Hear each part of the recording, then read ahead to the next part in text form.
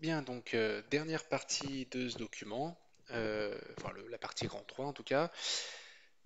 Euh, je vais vous donner un moyen mnémotechnique pour trouver l'expression de volume élémentaire et de surface élémentaire euh, qu'on n'a pas traité jusqu'à présent. D'accord? Jusqu'à présent, on a considéré des surfaces élémentaires qui étaient doublement élémentaires. C'est-à-dire que dans leur expression, par exemple dx, dy suivant uz, dans le système cartésien, c'était la surface du haut, ça. Et bien dx fois dy, c'est, on va dire, c'est un produit de deux quantités infiniment petites, et donc la surface, elle est doublement infiniment petite. D'accord? Les volumes élémentaires qu'on a vus étaient à chaque fois le produit entre trois longueurs élémentaires, et donc le volume, il est triplement élémentaire. D'ailleurs, dans les notations, ds ou des taux, parfois sur certains bouquins, certains collègues mettent en exposant du petit d un exposant 3, un d3 taux, pour exprimer le fait que le volume élémentaire est triplement, infiniment petit, il est triplement élémentaire. Et par exemple, un petit 2 au-dessus du d droit des surfaces élémentaires, d exposant 2, S, pour signifier que les surfaces élémentaires qu'on a vues, elles étaient doublement, infiniment petites, elles étaient doublement élémentaires. Bon, moi je le fais pas parce que je trouve que ça surcharge les notations et qu'en général on a d'autres moyens, soit un petit schéma, soit des expressions mathématiques qui permettent tout de suite de voir si la grandeur élémentaire considérée est simplement, doublement ou triplement élémentaire. Donc, je préfère ne pas surcharger les notations.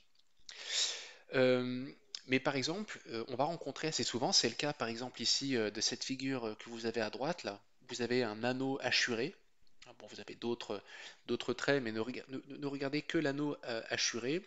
Et bien ça, c'est une surface qui est simplement élémentaire, une seule fois élémentaire. D'accord? On peut voir que tout point M qui appartient à cette surface hachurée a une coordonnée radiale. Bon, là, on est en coordonnées polaires dans le plan, hein, R et θ.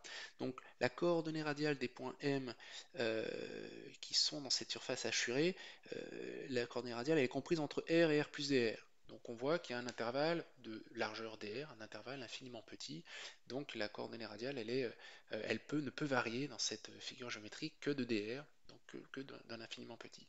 Par contre, vous voyez qu'on peut tourner comme ça, on peut faire varier θ entre 0 et 2π, et donc les points M qui appartiennent à cette surface élémentaire, ils ont un angle θ compris entre 0 et 2π, qui n'est pas un intervalle infiniment petit. Hein. D'accord? C'est un intervalle fini. Voilà, c'est même l'intervalle total que peut occuper l'angle θ. Aussi, on voit que cette surface, elle est une fois élémentaire, elle est simplement élémentaire, et donc on ne peut pas simplement utiliser la technique que j'ai vue auparavant, qu'on a vue au grand 2, où on avait les expressions mathématiques des surfaces doublement élémentaires et des volumes triplement élémentaires. Mais quand on a une surface simplement élémentaire, il faut un petit peu ruser, et c'est ça qu'on va faire dans le grand 3. On va le faire ici pour la surface, et puis en dessous, on va le faire aussi pour des volumes élémentaires qui sont simplement élémentaires. Ils sont élémentaires une fois et pas élémentaires trois fois. Bien. Donc, la recette est assez simple et je vais passer à l'autre document. Donc, on va commencer par l'anneau ici hachuré, qui est une surface simplement élémentaire. Euh, je vous donne le moyen pour trouver l'expression de cette surface élémentaire.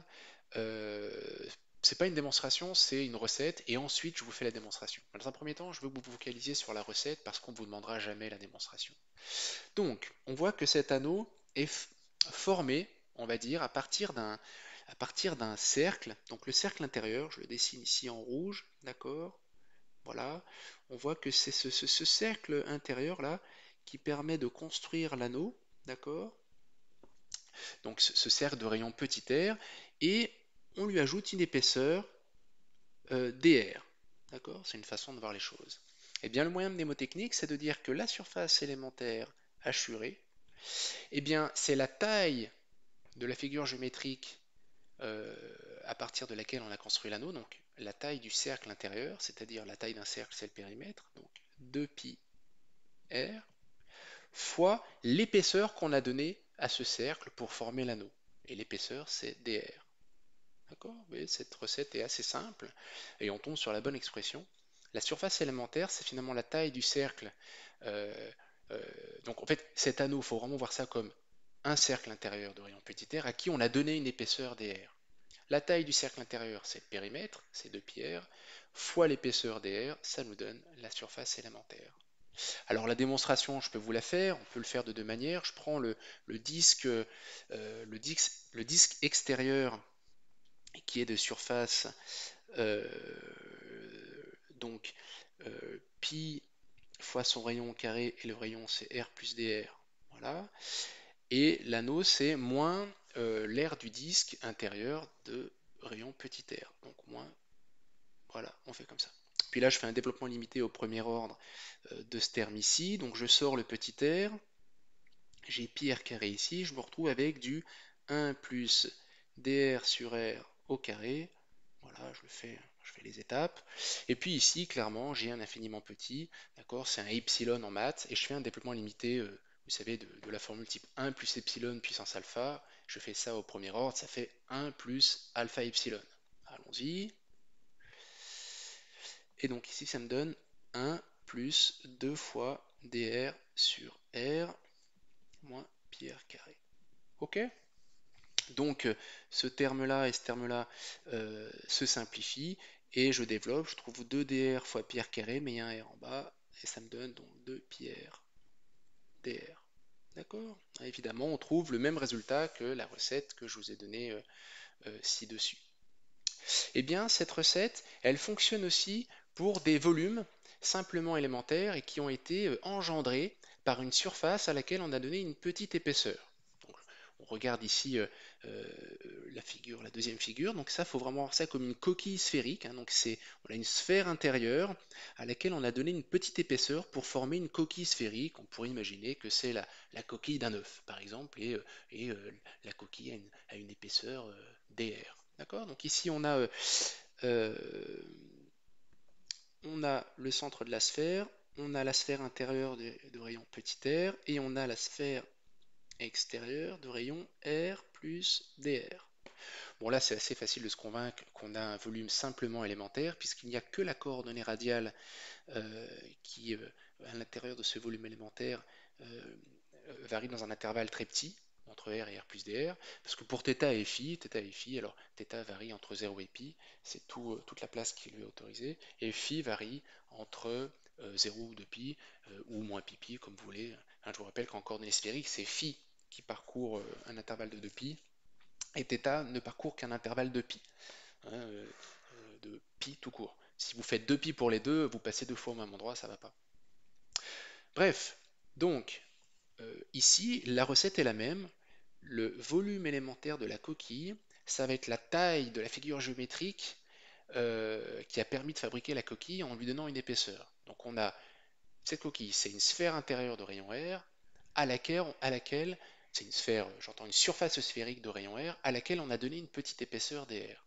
Donc d taux, ça va être la taille de cette figure géométrique à laquelle on a donné de l'épaisseur. Donc la taille d'une surface sphérique, c'est, vous vous rappelez, la surface d'une sphère, c'est 4 pi r carré. Bon, ça, si vous vous souveniez plus de la surface d'une sphère, ce qui arrive souvent en début de deuxième année, bon, ça, c'est vraiment, il faut connaître ça par cœur, hein. Le volume d'une sphère, c'est 4 tiers de pi r cube. La surface d'une sphère, c'est 4 pi r carré, hein, aucune hésitation là-dessus. Donc la surface de la sphère à laquelle on a donné une certaine épaisseur, une épaisseur dr, donc fois dr. Vous voyez, c'est tout bête. Et la démonstration, bah, c'est pareil, hein. On peut faire comme tout à l'heure, on fait des taux égales, et puis je prends le volume euh, de la sphère extérieure moins le volume de la sphère intérieure, et là j'ai du R plus dr au cube moins R au cube. Bon, pareil, vous faites le développement limité de ça à l'ordre 1 en dr sur R, et bim, vous tombez sur 4 pi r carré fois dr, pas de problème. Et on termine avec ici l'anneau cylindrique. Voilà, donc la surface, enfin le volume élémentaire à considérer, c'est cet anneau ici, et sur toute la hauteur. D'accord? Donc on a ici un cylindre de hauteur grand H, d'accord? De rayon intérieur petit r, et de rayon extérieur R plus dr. Ok? Et on se pose la question de savoir quelle est l'expression du volume élémentaire. Alors je le hachure un petit peu pour ceux qui n'auraient pas encore bien compris. Voilà.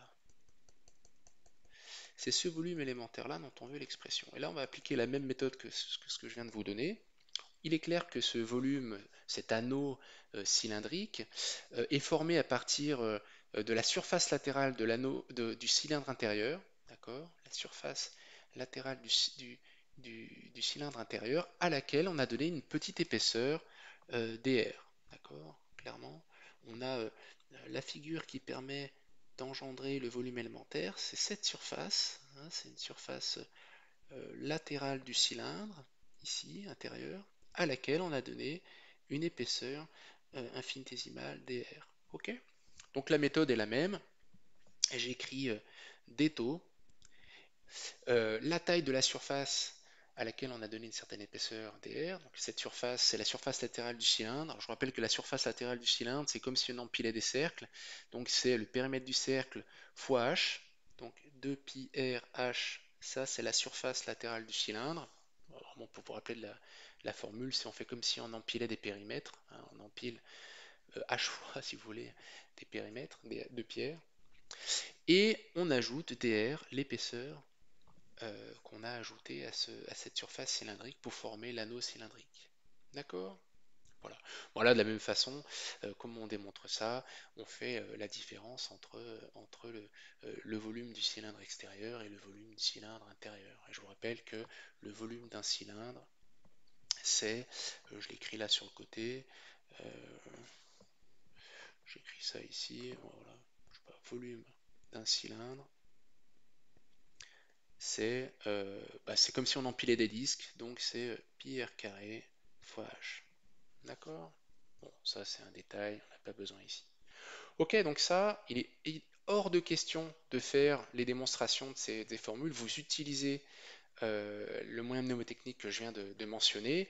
On ne vous demandera jamais, quel que soit le niveau de concours que vous passez, on ne vous demandera jamais de démontrer ces choses-là. D'accord? Donc c'est un peu un implicite du programme. Et la méthode que je viens de vous donner est la méthode la plus rapide. Il y a une autre façon de démontrer sans passer par un développement limité, mais en intégrant, alors là c'est un peu plus difficile à comprendre, l'élément de surface euh, ici ce serait dr fois r dθ, et j'intègre suivant θ entre 0 et 2π, et si j'intègre r dr dθ entre 0 et 2π, ben je trouve 2πr fois dr. C'est une méthode intégrale. Bon, je ne vais pas trop détailler ça. Ok, je regarde maintenant mon PDF. Bon, bah voilà, c'était, c'était à connaître. Vous voyez, bah là, la formule, le moyen mnémotechnique, hein, je l'ai dit, hein.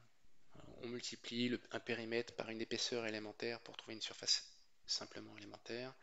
Et on multiplie la surface par l'épaisseur élémentaire pour trouver un volume simplement élémentaire. Alors, j'ai ajouté un petit complément. Ici, ça c'est hors programme, mais bon, je trouve qu'en matière culturelle, c'est dommage de n'avoir jamais vu ça. Euh, bon, je vais d'abord plutôt conclure avec le grand 4 ici, et puis je reviendrai sur ce petit paragraphe hors programme que ceux qui voilà, qui en ont assez pourront sauter. Donc rapidement, comment retenir tout ce qu'on a vu par cœur? Bon, je l'ai déjà mentionné, pour chaque système de coordonnées, il faut connaître par cœur les composantes du déplacement élémentaire. Je peux les rappeler, je me rappelle par cœur. C'est en cartésien dx, ux plus dy, uy plus dz, uz. En cylindrique, c'est dr, ur plus r dθ, uθ plus dz, uz. Et en sphérique, c'est dr, ur plus r dθ, uθ. Bon, vous remarquez que c'est comme en cylindrique, hein. Et ensuite, plus r sinus θ dφ, uφ. Bon, c'est le seul terme un petit peu difficile, c'est ce dernier terme en sphérique, le r sinus θ dφ, uφ. Et à partir de ça, vous vous rappelez, je vous ai donné la technique pour retrouver les expressions des surfaces doublement élémentaires, hein, celles qu'on a vues dans la partie 2, pour chaque système de coordonnées, en vous basant sur un dessin. Vous verrez, dans les exos, etc., on se basera toujours sur un dessin. Et puis pour l'expression du volume élémentaire, c'est encore plus facile, il suffit de multiplier les trois projections du déplacement élémentaire et ça marche tout seul.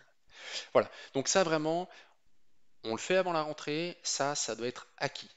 c'est terminé, on ne reviendra pas là-dessus. Je considérerais ça acquis pour tout le monde. Si vous avez des questions, des problèmes, évidemment, n'hésitez pas à me contacter par mail ou de vive voix à la rentrée, mais ça, faut que ce soit acquis.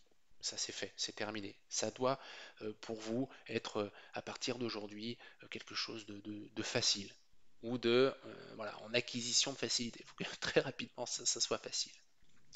Alors, je, je vais passer maintenant à la partie un petit peu hors programme.